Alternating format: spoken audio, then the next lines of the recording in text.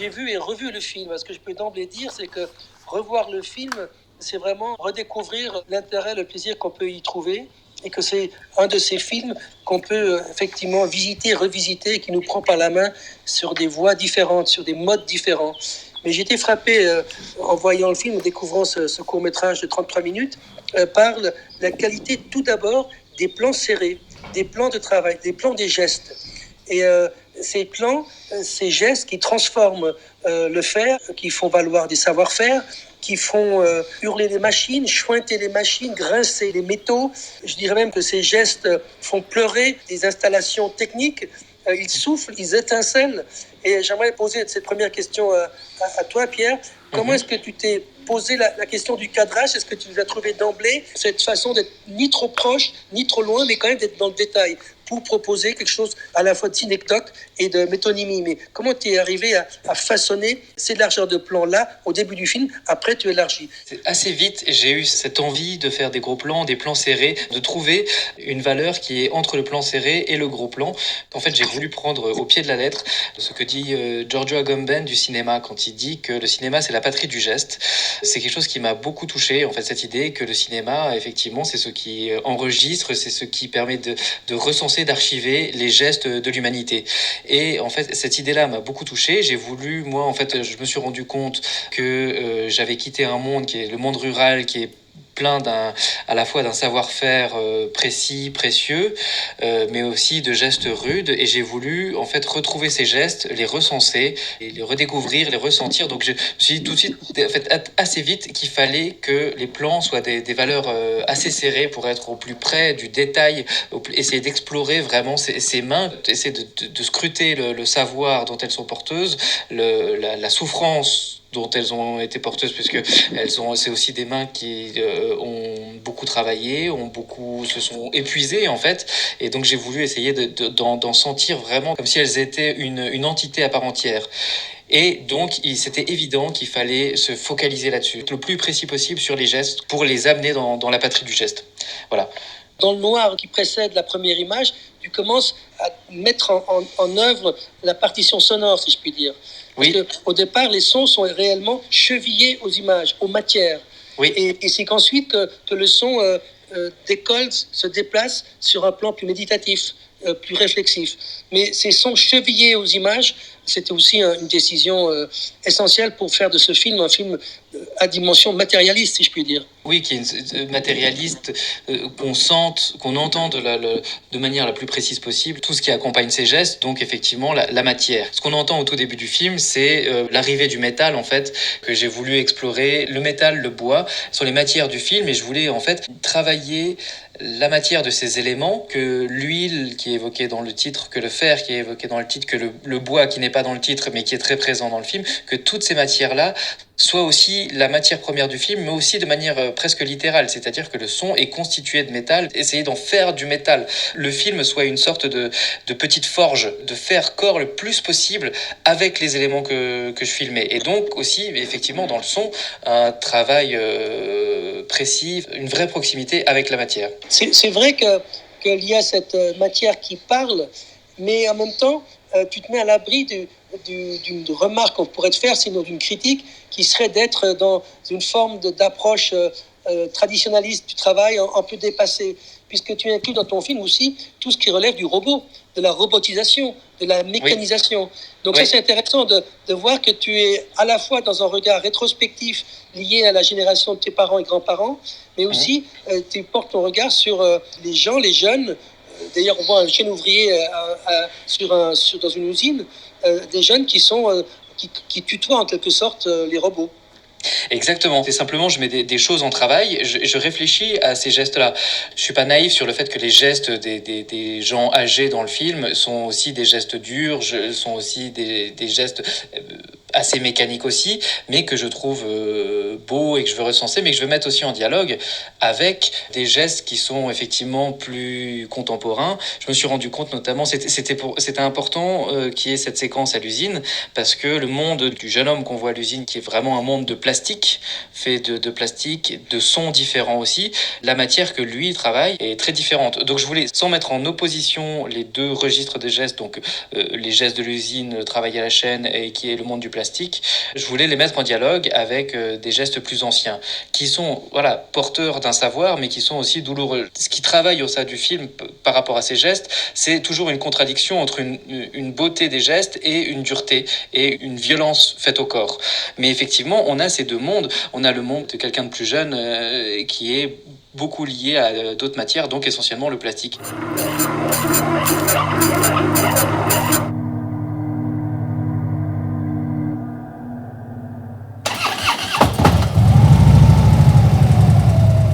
Là, on parle d'un film que les personnes qui nous écoutent n'ont pas encore vu sans doute, et qui pourraient croire, ces personnes, qu'on est dans un documentaire à propos du travail dans la lointaine province villageoise française versus les nouveaux industries robotisées. Et c'est pas du tout ça, le film.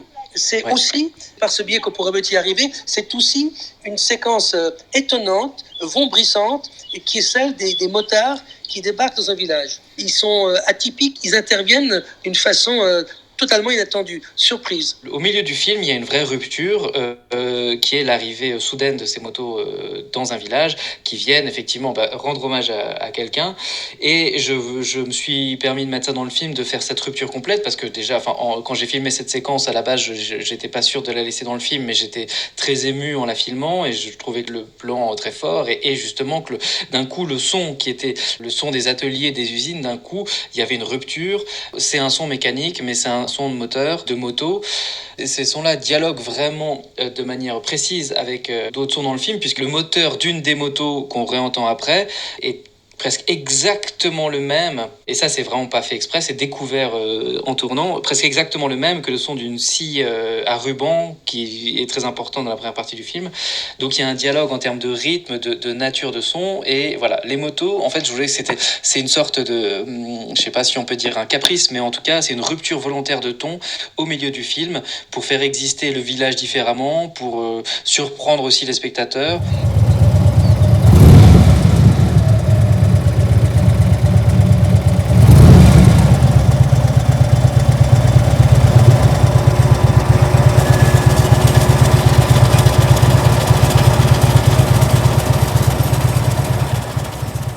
En fait, les motos, elles sont comme un élément irrationnel dans le film. Puisque en fait elles sont en rupture avec le reste du langage du film. Elles viennent rompre esthétiquement et thématiquement. Mais justement, en fait, je me suis permis ça parce que ça me semblait important qu'elle soit là, sans qu'on explique vraiment pourquoi. C'est une présence, voilà. C'est une présence et qui esquisse précisément ce dont tu as parlé à l'instant. Ce vers quoi je voulais arriver, c'est que tu attends plus de la moitié du film pour dire que ton père est décédé 3 ans avant sa retraite et qu'il a été employé depuis ses 16 ans. On passe du raout des motards, le cimetière, justement à cette information-là. Pour finalement se rendre compte que le film n'est pas, à ce moment-là, n'est pas non plus en digression complète, mais que la thématique du travail est toujours présente et que la thématique, à la fois le mélange biographique, parce que j'évoque mon père précédemment dans le film, et le texte est à la première personne, donc le rapport autobiographique aussi. Donc c'est ce qui me permet de reconnecter avec le reste du film et d'évoquer en fait le décès de mon père dans un moment qui finalement, en fait, cette arrivée des motards, en fait, elle devient une sorte de cérémonie. Et ça me semblait beaucoup plus pertinent de mettre cette séquence-là qui est charnière, de la mettre un peu plus que la moitié du film, effectivement, pour que les spectateurs repensent à tout ce qu'ils viennent de voir, pour créer un effet rétrospectif, en fait, qui me semblait plus pertinent que d'avoir commencé par les motos.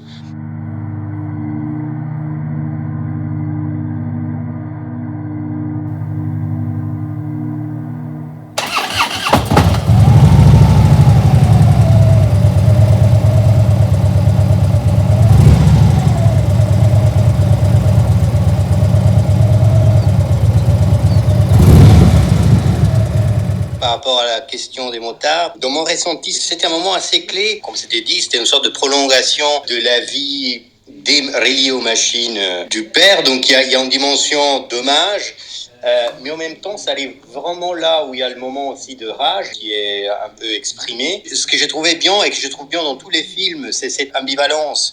D'un côté, il y a une fascination pour le monde du travail. Il y a aussi la fascination des machines que j'imagine est partagée par ton père. Et de l'autre côté, une dimension de révolte, une dimension de refus, de rejet par rapport à ces mondes-là qui est personnel à toi, mais en même temps, c'est aussi, disons, un peu une dénonce en général. Je pensais à cette expression qui arrive vers la fin, les mains esclaves et savantes. Ouais. Et je pense que c'est vraiment une grande vertu du film, le fait de travailler toujours dans cette ambivalence. Dans la première partie, peut-être, on est plus dans la fascination du travail manuel. Après, on est plus, je dirais, dans la critique de ce style de vie. Comment tu as construit le film par rapport à ces doubles dimensions ouais, que c'est un peu aussi un hommage à une vie de travail, mais en même temps aussi une dénonce d'un travail qui peut-être frotte l'exploitation, etc. Je pense que depuis le début, j'avais en tête cette idée-là, de cette ambivalence. Je vois beaucoup de choses qui me mettent en colère, qui me font de la peine, mais je vois aussi que tout ça disparaît, me rend aussi un peu nostalgique. J'avais envie que vraiment tout le film soit parcouru par cette espèce d'ambiguïté entre ce que je dis à la fin, les mains esclaves et savantes. Pour moi, c'est vraiment une des clés du film que j'ai quand même tenu à le mettre dans le texte parce que ça me semble important, mais je crois que c'est une idée qui parcourt tout le long du film.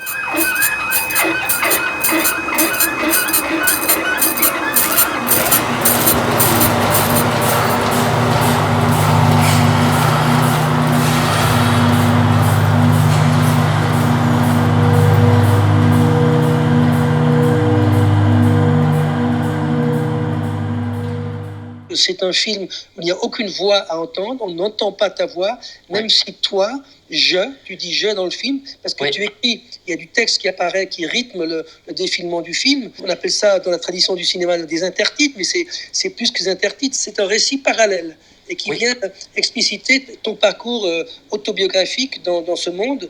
Et tu dis et tu dis, et c'est important qu'on le comprenne, tu dis à un certain moment que tu es fier d'être parti, mais que tu es devenu en même temps l'étranger quand tu reviens. Et de fait, ce récit-là, il me paraît essentiel, d'autant plus qu'il est lié à ta décision d'autorité, qui était donc de ne pas faire entendre aucune voix, ni la tienne, ni celle de tes parents. Ce texte était une manière pour moi de trouver ma place dans le film. Au début, je ne le voulais pas. Pour moi, le fait de faire ce film, c'était de retrouver, même physiquement, des sensations liées à l'enfance, des sensations liées au travail du bois et tout ça, des choses que je faisais en fait avec mon père quand j'étais beaucoup plus jeune. Le fait de filmer ça, c'était une manière de me réimpliquer physiquement dans des endroits, dans des moments de vie dans le village ou juste à côté. Mais ça ne suffisait pas que je le fasse pour le film, il fallait aussi que je m'implique dans le film, il fallait que je dialogue aussi moi avec ces images. Je voulais pas qu'il y ait ma voix, je voulais pas me filmer, donc j'ai eu besoin d'écrire ce texte et de le faire rentrer dans le film. C'était une manière pour moi de trouver ma place.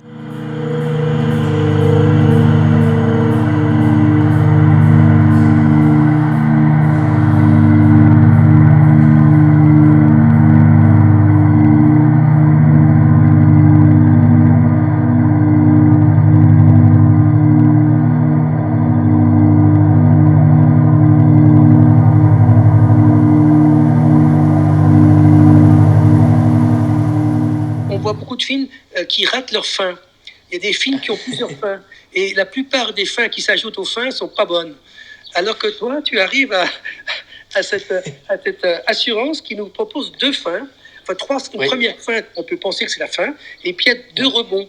Et qui sont deux magnifiques rebonds. Alors, le premier, c'est à peu près 24 minutes. Donc, on n'est pas loin de la fin. Le film fait 3 minutes. C'est ta grand-maman. Elle arrive. Elle ne parlera pas, mais ses gestes parleront pour elle. Quelle importance d'avoir... mis en scène, demander à filmer ta grand-mère qui va s'occuper de pommes de terre, qui va s'occuper de mettre en bocaux des cerises. J'aimerais les goûter une fois, je pense qu'elles sont à l'alcool. Et elle nappe une table avec un tissu blanc immaculé, brodé, magnifique. Comment est-ce que tu as décidé de caster, comme on dit, d'introduire ce personnage qui tient un des rôles principaux, parce que c'est elle qui est le plus longtemps à l'écran?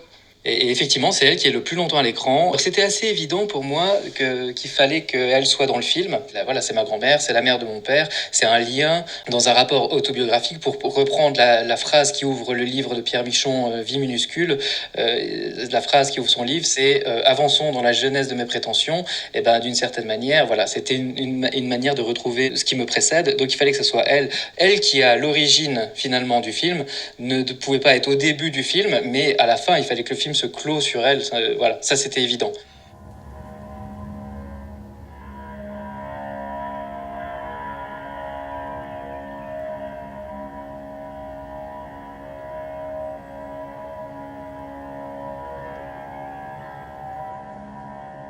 Alors il y a la question par rapport à la pellicule, il y a le film s'ouvre sur 3 plans qui sont une évocation, une manière de chercher dans des gestes de travail, justement, peut-être pour finir avec ça, de chercher des échos au cinéma.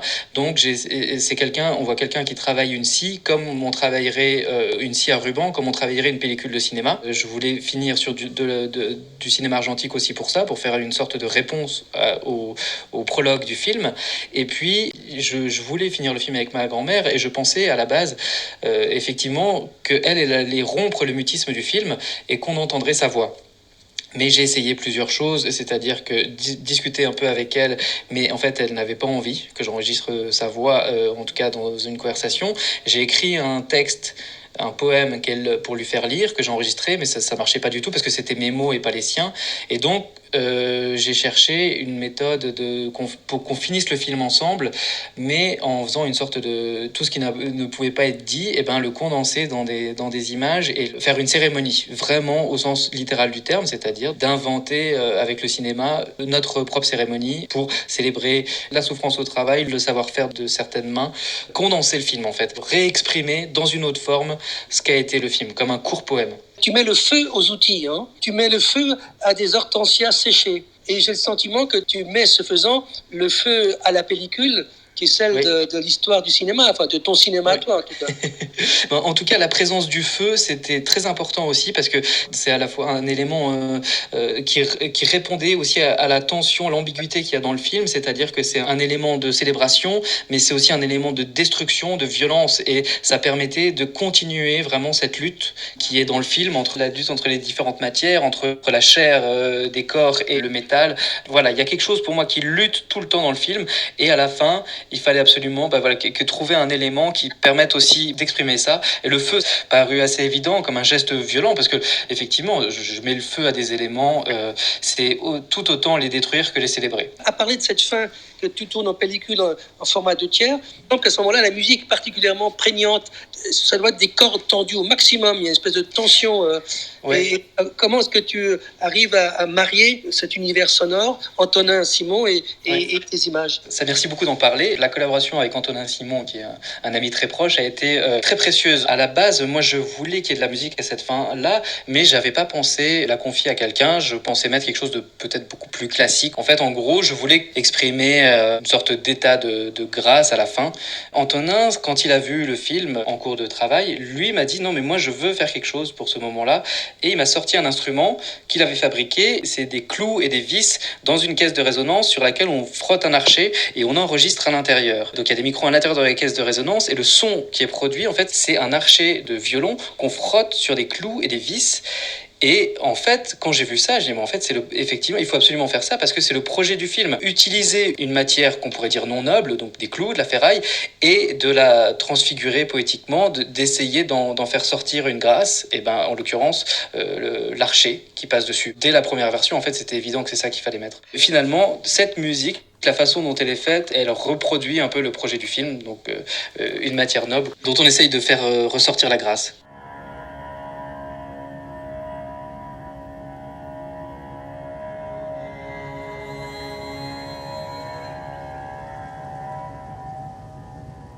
Tu le dis, tu pars, tu quittes. Dans le film, il y a une critique radicale de ce travail qui déshumanise, qui blesse, qui épuise et qui tue.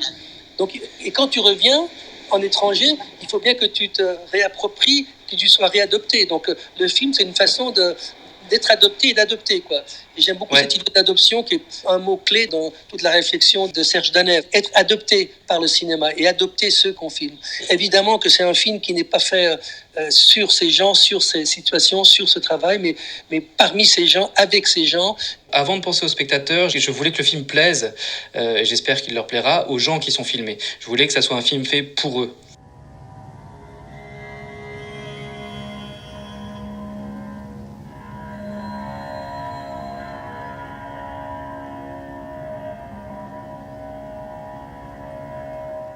Alors, dans ton film, il n'y a pas d'odeur diffusée dans la salle, mais en même temps, tu parles d'odeur. On a parlé d'image, on a parlé de son, et il y a des odeurs. Et magiquement, je crois qu'on peut percevoir ces odeurs, même celles du vêtement de travail de ton père devenu un fantôme.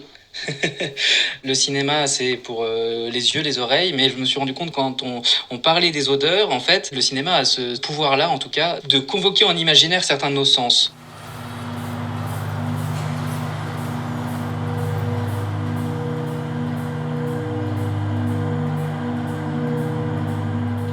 Peut-être pour prendre congé, effectivement, en remerciant Pierre Chesser de ce film, rappeler ce que tu as dit il y a quelques instants, être en écho, être en adéquation, être en respect profond Oui. avec ceux que tu filmes. Et je crois que c'est dans ce bel ouvrage-là qu'on peut garder espoir, faut-il le dire, au cinéma, et au cinéma dans les salles d'obscur. C'est un film qui doit se partager. C'est un film qui est advenu. Et j'en suis vraiment très reconnaissant en tant que spectateur. Tout simple, dans la salle, assis dans l'obscurité, quoi. Merci beaucoup pour votre invitation et puis pour cette discussion qui était très riche. J'étais très content de parler avec vous.